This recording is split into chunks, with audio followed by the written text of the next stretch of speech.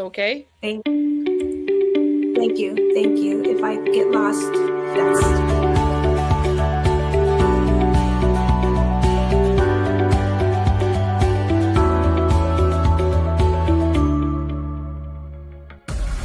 This is a view of the light,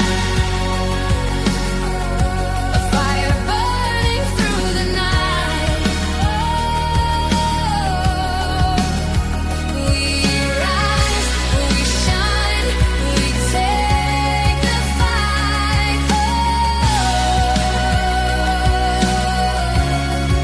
A view of the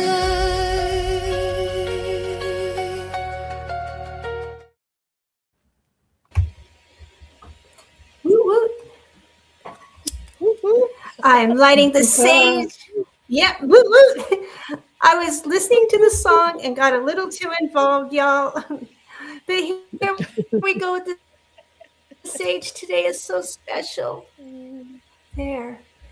Let that come around. Take some of this. Spread it all around you. We're creating a sacred space today because today is part 1 of The Voice of the Goddess Unleashed 2026. It's our 3rd annual presentation, and I am so excited what's come forward this year, you guys. I am beside myself, okay? The information, the nurturing, all that's coming through, it is way more than special. And so I hope that everyone gets to go through all 4 parts. Each part stands on their own and together makes something so beautiful. And this is why you'll see between the days of Earth Day and Mother's Day, actually we're going past Mother's Day because I had to extend it, but Earth Day is the 22nd. So we're kind of starting now. And who better than to start an Earth Day this year than our friend Keira Lani of Tree Gong, right? You know what I mean? That made sense. And so even this morning, we're having lovely conversations with Keira about communication with trees, and Teresa Clan was having some too. And good things are happening and exciting things. So Keira, welcome. I'm so glad you're here. Thank you. I am so grateful to be here with all of you and to meet my dear soul sister Teresa Clan for the first time. Oh my gosh. Yay! It's been too long since I've gotten to hang out here with the Spirit Sessions gals. So thank you so much for having me. And it is such an honor to kick off this conversation around what the divine feminine needs to speak through us. I know I filled out a questionnaire a while ago and we have some talking points, and so much has been coming through just since yesterday as I've been just dropping in and preparing, and it just feels like such a powerful opportunity that we're in right now to really claim our power as women and fully take the reins of this fire horse year and make the real changes in the world. You know, we cannot depend on our patriarchal governments and religious bodies to do this for us. And it's like really time, you know, I'm feeling so passionate about it. Yeah. It's time. I fully agree. Yeah. Go ahead. So I'm wondering, is that tied into what we see there under your name on the screen? Echo Empire Architect. Yes. I have just claimed a new title that I almost put my old title of Tree Gong Healer on here because I haven't thrown that one out by any means, but I have just claimed a new title, Eco Empire Architect, because I believe that women need to be fully resourced in order to have our world survive, you know, to even survive what our world is going through right now. Women need to be resourced. And I just looked this up and I was shocked and appalled. This is in the United States. I live in the United States. We're a little North American convergence here with the US and Canada, right? But I know this is not so different around the world. But I looked up the statistics here in the US, and women 45 to 60 on average have about $6,000 towards their retirement. And how are we going to actually make a real difference in the world if, I mean, how long does $6,000 last? For me, that's not going to last very long just to like base survival it, right? A few months at the absolute most if we're super frugal. And I'm here to make some real difference in the world. I'm here to serve a lot of people. I'm here to actually bring women up into a place where we can have sanctuaries, where we can gather, where we can have sustainable homesteads for our families, where we can live off of the land, have something that's better. And so yeah, I'm really passionate right now about building something regenerative in both health and financial wealth, because our health is our true wealth. And it only goes so far when we're just barely paying our bills and surviving. And so that's why I'm claiming that I'm here to build an eco empire, and I'm here to do that in sisterhood as women.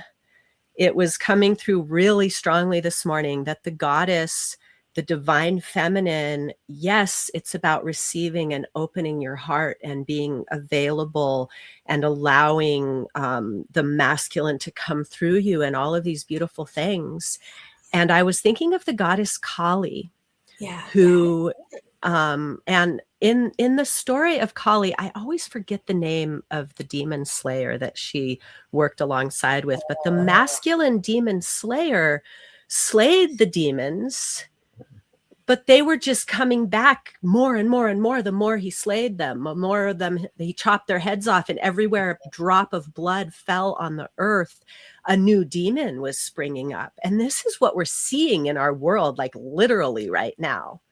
And Kali extended her tongue and licked up each drop of blood and transmuted that demonic energy. And I really feel like that's what we have to do as women right now. And it ain't easy, sisters. It is not something that we can just like flow through and just let happen. We actually have to really claim that power. It lives in each one of us as women. And to really claim that is what the divine feminine has to do right now. I'm like getting full body chills and like heat moving through my body because I'm calling that in so strongly right now. Yeah, absolutely. You know, one of my recent teachers was sharing that things like religion, structure, organizations come from the limbic mammalian brain, like Neanderthal brain, and we need that structure, right? However, the energy is more of the divine feminine. If we created a list, that's more of the neocortex that truly is higher functioning, like looking at what's best for the collective, not me first. Yeah. But what's best for the collective, which for me is a hallmark of sacred sisterhood. 100%, Teresa. Thank you for that. I absolutely agree. And, you know, our Judeo-Christian religion that has colonized much of the world has roots in goddess traditions. This is what most people don't realize who are following the Christian faith, is the roots are actually in, and even the Jewish peoples, many of them don't know that their roots are actually in goddess traditions. And all of our ancestors were tribal peoples led by grandmothers circling around the fires who were talking about what's best for the tribe and making sure that everybody had a place that fulfilled their unique way of working with the world. And it was never meant to be like the role of the woman was never meant to be beneath the man, the way that our traditions became in all of our lifetimes, right? And it's really about reclaiming that. And I really feel that like never before. Like the rise of feminism was so much about women being equal to men, women being able to do all the things that men do. And that's not really what divine femininity is about. It's about us really taking our divinely appointed place as leaders in our communities and as leaders who are stepping into like, what have I been hiding from myself? What have I been not wanting to actually look at that's getting in the way of me actually standing in my power? Because we can say, oh, this is what I want to look like, but am I actually walking the talk? And so I've been getting really real with myself too. Like, where have I been avoiding taking responsibility in my life? And where can I really lead by example so that others can take that their own mantle up, because we're all needed, each and every one of us, in our power right now. Absolutely. I love, and this brings us to the first of our questions. All of this is leading up, and so it's already filtering through you naturally, Keira. So when you think of unleashing the voice of the divine feminine, what comes up for you, and how has this shaped your work? And I think that's some of what you've been showing us. Mm-hmm. Yeah, and we titled this show around bringing through your creative power. And this is really what the divine feminine is, right? And in the first tradition that I really dropped into as a young person was the Vedic traditions of East India and yoga. Oh, yeah. And in that tradition, the feminine is the entirety of the physical manifestation. The masculine energy is the pure light of consciousness that just is. And the feminine, the Shakti, moves through that into creating the reality. And for us as women to fully embody our divine feminine, we need freedom of expression. We need creativity. And at this time when so much is being influenced by the uprising of AI technologies, it's even more important for us to claim what makes us truly human at this time. And that is our own artistic expression. And if you are watching this and you don't think you're an artist, that just means you haven't allowed yourself to fully express, whether that is through painting or writing, drawing, things that we normally think of as the arts, or coloring, dancing, yes. Or speaking your truth, conversations, having like real face-to-face conversations with other people where we challenge each other's ideas and learn from each other. I feel like that is a really important place to claim our humanity, claim our creativity, finding solutions. That's creative, getting resourceful and finding solutions in your life. We all have to depend on our creativity. And so the more we can reawaken our imagination, which connecting to the forests, like Teresa and I were talking about our shared experiences, different and similar, of communicating with the trees. And I have found that so often we're looking for things to look a certain way. Like if you say, what is your creative expression?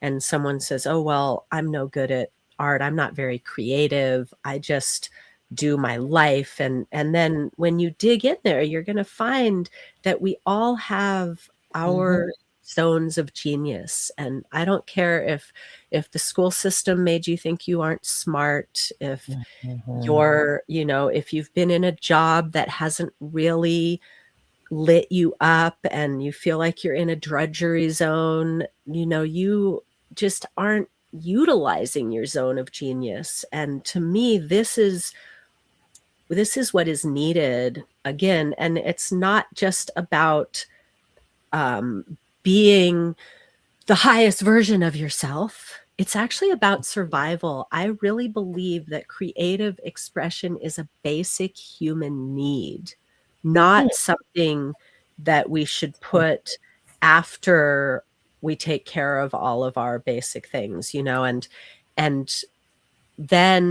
what I've found, like when I am in full survival mode and I'm feeling like my creativity is shut down, or it's all going towards that like solution oriented, what's the next step? What can I do? What can I do? What can I do?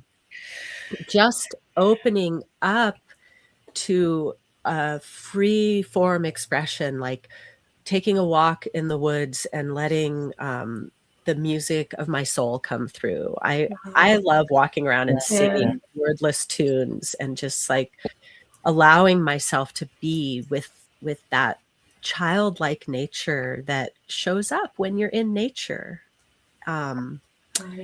This is so important for our survival as a species, I believe. Oh my gosh, I'm just getting so excited listening to you talk and reminding us there's so many different forms of creativity. Creating a beautiful meal or even a quick meal, that's creative, right? Everything is creative. Everything is creating beauty, whatever version that happens to be, if it's Callie with her tongue stuck out or Callie inside her root of her core, that precious, very almost Kuan Yin feeling energy that's there, right? Everything is creative. We can't not create. Breathing is creative, right?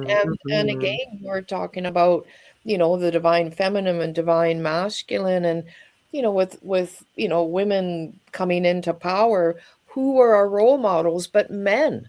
So even right off the get-go, we got a little off track with that, and just recognizing that the feminine flow between everything. Science knows, like, for every particle there is, I mean, how much space is within that? There's a lot more empty space than filled space, at least in our universe here too, right? So anyways, I can go on and on, but I don't want to. I love that you brought that all of that in, Teresa, and Kuan Yin, and then I'm thinking also of Sarasvati, the wisdom goddess that plays music, and how magical and mystical is it to really claim that we get to embody all of these energies in our dedication to this divine feminine energy, that we get to be the one who stays in her center when the world is in chaos and hold the space for a peaceful resolution to the conflicts, while also transmuting the demonic energies through our magical vessel. We have the capacity to plant a seed of a human being inside of our body and grow that into an independent human. And that same energy of birthing is available to us for our most potent creative works. And yes, even creating a nourishing meal, choosing to take the time to sit with a simple meal and acknowledge all of the energy that is there, that is the energy of potential, that when we take it into our bodies, it transmutes into energy, pure life force energy that we can use to move these miraculous bodies. And yeah, I could go on and on too. I love I love how we're bouncing stuff off of each other. It's so beautiful. So this really, with all the awareness that's here, all the beautiful energy that's coming through, this brings us to the next question, which of course we're already bleeding into. But looking at 2026, what is awakening in the divine feminine right now for us? And it doesn't just have to be regional. It could be all over. What is really awakening for us? What are our next steps from what you see? Mm-hmm. You know what I've been loving that I've been seeing in the collective is a call for matriarchies. And that there are women all around the world who are reaching out their branches. And we were talking earlier about how the trees have their physical mycelial network where they connect through their roots and share nutrients and DNA, and not just within a single species, but within a forest ecosystem. And then there's the energetic mycelial network that the trees also hold around the entire world. And so this is really how I see us as women really changing the world. And so this is really important, that especially in this age of technology, that we connect physically in our micro communities where we are physically. And this is something, having had an online business since 2018, this is something I'm really calling myself to, that I haven't necessarily been doing as much as I would like to be, to really connect directly with the physical people that are near me in geographical location, and create that strong physical mycelial network so that we're nourished in that space. We get our physical hugs, we get our physical touch, which is so important for our physical body to thrive in this life. And then we also reach out our energetic networks, because we are one family around the entire world. And I really think that's what the feminine uprising really is about, is connection and community, and that feeling of being in global family, that feeling of being all one and united in purpose. And for me, that purpose is to honor humanity as stewards of the earth, of caretakers of the life that springs from the earth, and nourishers, and those who are able to hold an expanding field through standing in their truth. And this is really what I see is already happening. And each one of us has a contribution to make. And so I'm really inviting anyone and everyone who's listening today to just reflect on, where could I contribute more? What is my genius zone in this bigger picture that Keira is talking about? Yay, Krista, sister. So good to see you here. Yes, the transcendent soul love family. So in your experience then, what is it that's, okay, we know, we feel that community need. We always have. It's right. What is it that really makes a community safe in this day and age for us? Oh, wow, that is a really good question. And the first thing that pops into my mind is honesty. And this kind of comes back to my theme of freedom of expression being an actual human need. And this is one of the places where it's really important that we allow ourselves to be honest with each other and honest with ourselves, and ask for what we need. This is something that is really challenging for the conditioned woman versus the fully expressed woman, we tend, and this has been me, I'm still working through this one, we tend to say what we think other people want to hear instead of what they actually need to hear for us to be understood. And then we wonder why we're feeling misunderstood. And like I said, I'm talking about myself here. So if you resonate with that, I do. Oh yeah, I'm definitely not pointing any fingers outside of myself. I'm just recognizing that we have a shared experience here, right? yeah. Oh, this is exciting though, isn't it? It is. It's so exciting. And I have noticed, you know, and I'm a mother of sons. And I have noticed that the men need this from us so Yes. badly that we are willing to ask for what we need clearly and able to take no for an answer is one of the things we have to be able to do to be able to fully ask for what we need, or able to, you know, shift so that it encompasses everyone's needs, because that's what we naturally do as women anyways. That's why, like, I don't have any fear that we're going to suddenly become people who are just grabbing. You know, I've had a lot of women say, oh, but I don't want to ask for too much because I might feel greedy. I don't want to feel greedy.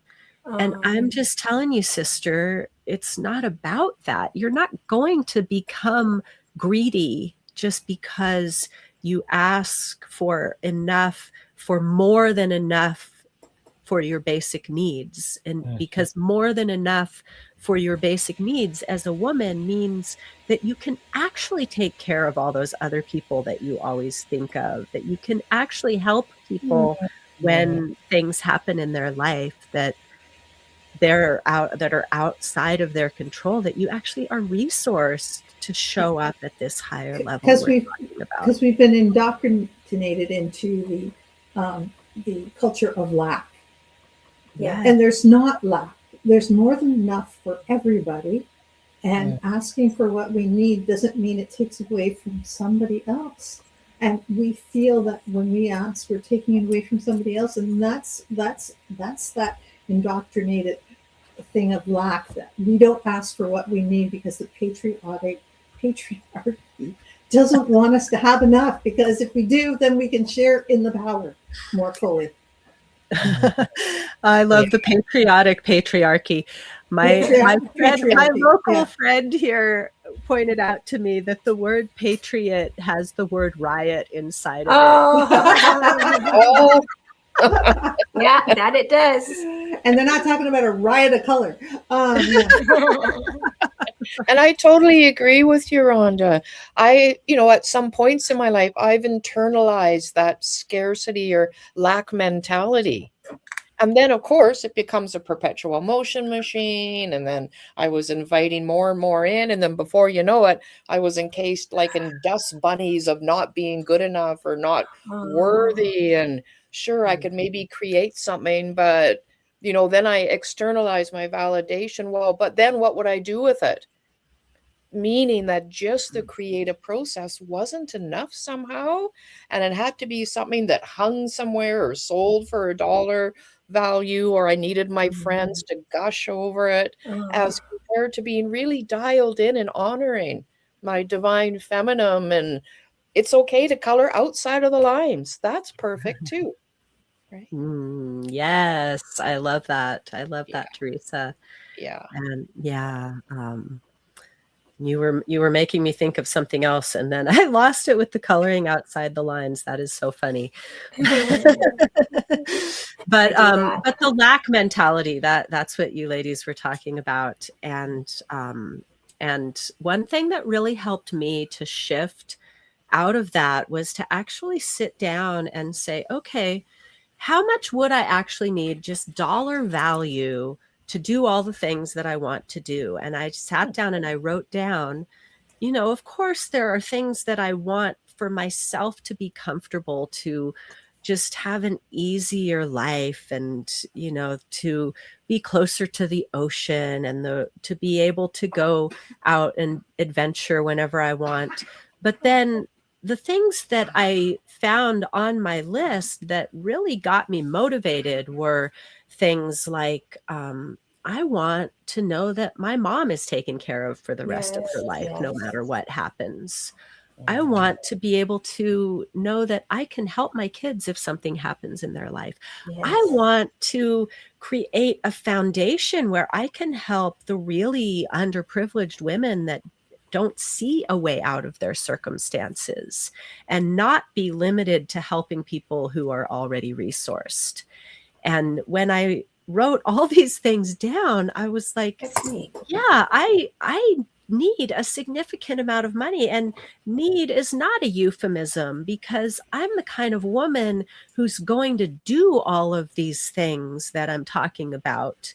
And I know that the money is showing up because I'm going to do these things. And so when you choose that path for yourself, when you take the time to sit with yourself and say, okay, what would I actually do with $1 million? And I'm just throwing $1 million because that's such a common number to grab at, right? And it's a different number for everyone. That's why I recommend actually making your list of your big vision of what would your life look like with absolutely no limits. And then you can say, oh, how much would this cost approximately, and make it per month or per year, depending, and then figure out, oh, this is actually how much money I need to make in order to live my true soul purpose, because those things that are on your heart are there for a reason, because that's what your soul came in to do with this life. And those constructs of, not being worthy and not enough to go around, or I'm going to be taking from someone else. If I have more, it's going to take away from someone else. Those are constructs that were actually thought out by someone really smart who wanted to keep us underneath that cap, so that we're in somebody else's control and not actually taking. Those are the greedy people. We're not the greedy people. We're the ones who are needed to be fully resourced. So yeah, that's really like my soapbox today, I guess. Yeah, yay. Yeah, I love that. Such good discussions today. I almost feel I wish we could discuss these things all the time, not once a year, but I know we can. Okay, it's just so much excitement. I wanted to ask you the last question, not meaning it's at the end. There's still a great conversation, but the last question that I'm asking all the speakers is, okay, you've already told us about the great practice of making this list. Okay, I love that. What other practice or perspective do you recommend to help people embody their voice of the divine feminine in everyday life, but especially if they've been suppressed? Here we are bringing it forward now. Yeah. So I kind of said this already. My first and foremost is get yourself outside, out of your box that you might be in, whatever that looks like for you, and connect to nature, connect to trees, connect to that energetic mycelial network, connect to your community. All of these things are so important. And I'm a writer, so I love writing and journaling. Not everybody loves it, but I do feel like it is a valuable practice for everybody to spend a period of time in your life of writing a page or 3 pages every single day, and just letting it be, not worrying about what comes out, but just letting it be an exercise of, I'm getting myself, I'm like bringing what's in here, what's floating around my mental field, and I'm just bringing it out onto the paper, whether it's to get it out of your system, or it's to get your thoughts organized, or to just reflect with yourself.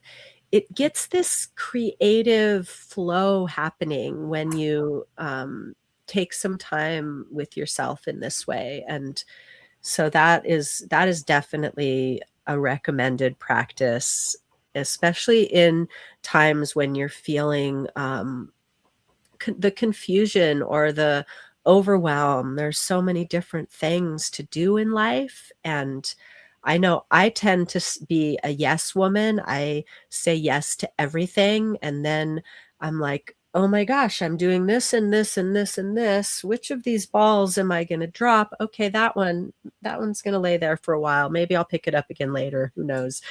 And so I feel like that's important too, to give yourself permission to put down one of your balls if it's not bringing you joy, to not feel like you have to do something just because you have done it in the past. And then when you choose your no, it actually opens up your yes.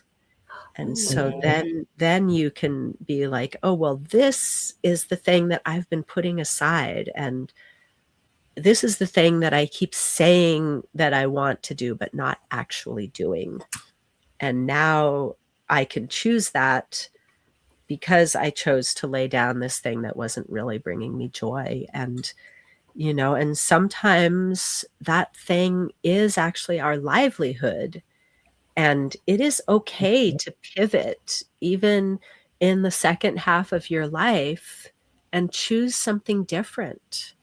And this really opens up a whole magical portal when we do. And it can be really scary too, to say, oh my gosh, I've been doing this. And, if anyone out there is receiving this and saying, oh my gosh, that's me. I've been doing this thing for decades just because I think I'm supposed to, and it hasn't brought me joy in I don't know how long.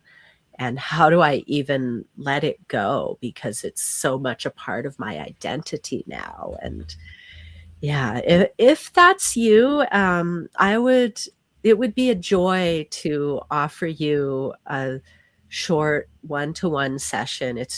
I wasn't planning on offering this here, but it just popped in. If you're in a space where you're like, oh my gosh, I really feel what she's saying and I don't know how to navigate that, I do have more tools than I can share here in this space. And it would be a gift and an honor to me to offer some one-to-one connection time to reflect back to you, maybe resources that you hadn't really recognized that are right there in your field already to help you, and just to transmute. Because I am truly an alchemist. That's the other title that I could have put on here that I'm really owning. I am truly here to alchemize what is feeling like a burden, the emotional traumas, and all of what we face as women in this life into a full, authentic expression of who you truly are. So I love that. The sessions with you are so special. And I want everybody to know that, because you're not using like cookie cutter. Oh, next. You sit there and you listen. And Keira blew me away one day. One day, one of many days. Keira blew me away. And you might remember this, maybe not, but we were talking before a class where we were doing Qigong and stuff. And then you always took a minute, when you would listen to us. And then lo and behold, you would add it into the class. It's like, wow, how perfect. You know what I mean? And so we were all getting out of it. But that day I had made a joke, my back was, out of alignment and hurt. And I go, what? Like we're going to do Qigong and get our back in alignment? Well, guess what, you guys? Guess what happened? She sat there and we were doing breathing exercises and stuff and getting it in alignment from the bottom, going up. It was like, oh my God, it really works. So I love that personal attention and bringing things through that to blow me away like that. I dig it. Wow. Oh, I love that, Teresa. And yes, it was such a gift to me that I've gotten to work with T-dubs in a few different ways over our time together. And that was pretty early on in our connection that we got to do that. And yay for Qigong. It's funny that you say that, because as you were saying, what, we're going to do that with Qigong? And I'm like, well, that's what Qigong was made for. and the power of the breath. So this is another thing I'd love to invite you all into, in terms of what can I do in my mundane life to reconnect to this wisdom that came through on this beautiful Spirit Sessions call. And it's to connect with your breath, because the breath is the primary nutrient of life. It's the only thing that we can't live without for more than a few minutes. Mm-hmm. And it's not only the only, and it's also the only action in our body that we have both autonomic control. It will happen whether you try or not, as long as you're alive. But we also can physically affect it. So this makes it the most powerful technology available to you as a human to balance your nervous system, to connect with your bigger vision, to heal physically, emotionally, and spiritually all at once, because it does. It's in Vedic philosophy, it's the penetrating body. It's the one that goes through all the layers of our being. In Qigong, it is said that the Qi, the energy, follows the breath and follows the mind. And so when we link together the breath, the movement, and the mind, we can pretty much do everything. And so I just want to invite everyone just to take a deeper breath with me. And this is like the simplest practice. Take a deeper breath every time you think of it throughout the day.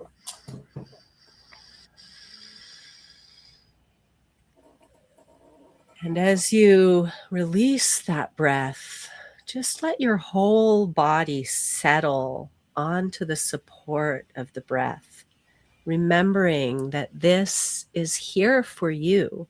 This is integrally designed in your human nature to have access to use the breath, to become the multidimensional magical being, to experience yourself as, I should say, the multidimensional magical being that you already are. It's not about becoming so much as remembering and knowing and recognizing and being able to feel it. And that's another magical gift that I feel Qigong gave me, is this awakening of subtle awareness. I really love using the breath and the movement and just connecting to the magic. And so, yes, Qigong is still one of my primary modalities, and breath work, which I feel like are one and the same, although not every breath work is coming to me through Qigong. At the same time, the word Qigong means working with energy. And so it basically can encompass every way that you know how, whether it came through China or not. Right. And I've heard it suggested that the breath provides the interconnection between, say, spirit and matter, between the macrocosm and the microcosm, between our emotions, thoughts, and feelings, as a container, as a Teresa avatar, and more of a soul Teresa, aspect of myself. So this is a living, dynamic field that we're engaging in, especially with conscious breath work that you just reminded us of, how precious and sacred that is. Yes, absolutely. And I really do feel like breath work is the quickest way into these places that Teresa just described, and into really claiming the way that you can move through the world to make a difference, to connect to that divine feminine nature within you, and then bring it into actions that you can touch with your hands, and to reclaim your creative expression, and all of the things that we as all of the things that make us humans are more easily accessible when we work with the breath. And so it can be just as simple as, like I said, take a deeper breath now and then throughout your day. Notice how you can breathe into your tense muscles and let that tension go.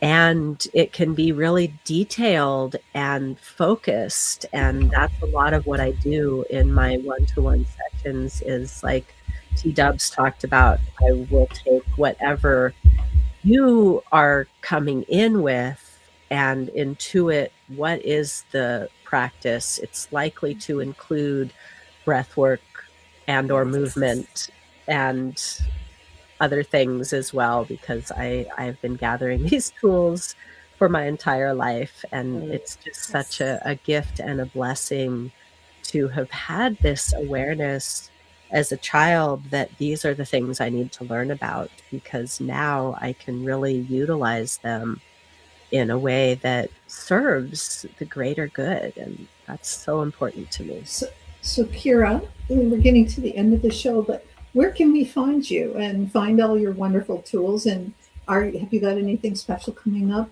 And I know all the links to you are in the video, but have you got some special links? I know you said you were going to add maybe your newsletter link in the comments, but what else is going on, and where can people find you? Where's your favorite place? Okay, I got very distracted for a minute. Sorry. Where can people find you? Sorry. Where can people find you? People can find me on all the social media. You can see my name here on the screen, Keira Lani. It is KeiraLani.TreeGong on Instagram, on TikTok, on YouTube. And I have a KeiraLani.TreeGong. My main profile is just Keira Lani on Facebook. So you can find me all of those places, and I will see if I can drop this link to I found my old I might have to come back in because come back in and drop it. That's fine. Sorry. I may find I will definitely drop my link in the comments when I come back and find it, because for your newsletter, for my newsletter. Your guest links are in the description, so that's not okay. My guest links are in the description already that I described, and I will drop a link to. I found my what's it called? It's a little tiny ebook. It's a little tiny ebook. Yeah, my opt-in link for my newsletter comes with the 4 secrets to unleash your inner healer. And so this I created a while back, and so you'll get to see some of my favorite long-standing tools that I use, and then you'll also get to plug into my newsletter, and then you can follow along with what I'm bringing through and read some of my writing. I really feel that one of my greatest gifts does come through writing and speaking, and so I try to really bring through some in-depth thoughts through my newsletter when it comes through. Ooh, very nice. I love that. Thank you so much. Beautiful. I'm just so grateful that you're inviting us to embrace our own divine feminine and creativity, which ultimately brings more spiritual practices into our lives. And that is a forward feedback, is when we embrace more spiritual practices, whether it's breath work, meditation, lighting a candle, ritual ceremony, that also informs and creates the divine feminine, regardless if we have a physical womb or not. So beautiful. Yes, Thank you. yes. Thank you for your gifts. And everyone, if you think we're done with Keira Lani right now because we're at the end of the show, I want to tell you we are not at the end. Something really special is happening. We have created such a sacred space for a beautiful after party at the end of this whole series on May 17th, 19th? Yep. 17th. Yeah. 17th. There, yeah. I got to put my glasses back on when I read my notes. But and it's, you're all invited, but right now you need to message me to get on the list because we're making a link this Tuesday for it to be there. Now, what this is, there's like a beautiful olive grove overlooking the Mediterranean Sea. It's a place to meet with the goddesses and to integrate what we've learned here. And so the sacred space we're calling the temple. Okay, I wrote that down too. Oh, the Temple of Her Voice. This is what this place is called, the Temple of Her Voice. And we are all going to be together with every single one of the guests, including Keira Lani, and we're going to be able to talk to them and integrate this a little bit further to boost us on. And so, yeah, get on the list, message me, and we'll get on the list and we'll get that link out there. So and Teresa's link is in the guest in the video description as well. It's teresawarren@gmail.com. And next week, we continue this. Today, we started part 1 with Keira. We continue with part 2 with Dr. Amber Meliha Wolf, which would then, like, if this is the maiden show, that would be the mother show, right? And then the next one would be the priestess. And then what do we call the crown? What do you guys call it? The crowned one? Crowned one. Yeah, the crowned one at the end. Instead of crown, we're going with crowned one. So I love that. Yeah, that's all Rhonda. So next week we have the mother coming through, Amber Meliha Wolf, who back in Lemuria, she was one of the last Lemurian priestesses there to teach us. And she walks with the star mothers, and she's bringing through information from these Pleiadian star mothers because they taught us so much. It's in our DNA. If you went through Lemuria, it's in your DNA.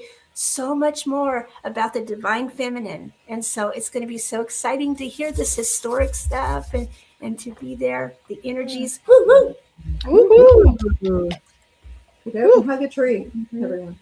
Yeah. That is so exciting. And I actually, last year, I turned 4 13s. And I told my sons, I want to be crowned for Mother's Day. Oh, and so I still have the crown that my son made for me for last Mother's Day. That's beautiful. Just a year ago. It's so perfect. I love it. I know. It dried really nicely. And he just went outside and pulled things from right here. So yeah. That's awesome. Yeah, so you have to wear that to the after party. Yeah, that'd be fun. I will wear it to the after party. I know this is the first time I've put it on in a while. I wore it a bunch last year because I was like, yay, I got what I asked for. And that's what I was saying earlier. I said, I have a desire to be crowned for Mother's Day. Oh, yeah. And then we went to my oldest sons, and my youngest son managed to go and make it in secret. So it was a surprise. It was very surprising. Oh, how precious. How precious. Oh my gosh. That kind of stuff just makes my heart sing. So yeah.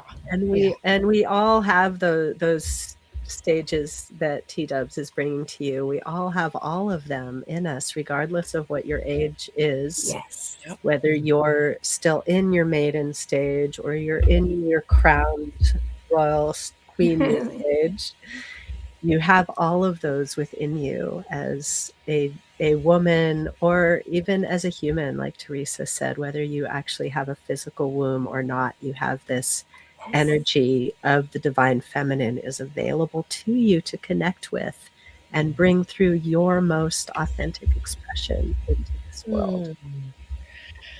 Happy sigh. Yes. Thank you so much, everyone. This was good and fulfilling, wasn't it? I love it. Oh, yeah, absolutely. And so we'll say goodbye, and we will see you next week. Please don't forget to go to our YouTube channel. Check to see that you have subscribed. If you have not subscribed, the best thing you can do to support us is subscribe. Get your friends to subscribe. It costs nothing. It's free. You have total access to all our shows from the last 9 years there. It's all free. It's all commercial free for now. Sometimes they stick commercials in. I didn't give them. Oh, wow. But please go and do that. That would really help us out. And we really appreciate everyone being here today.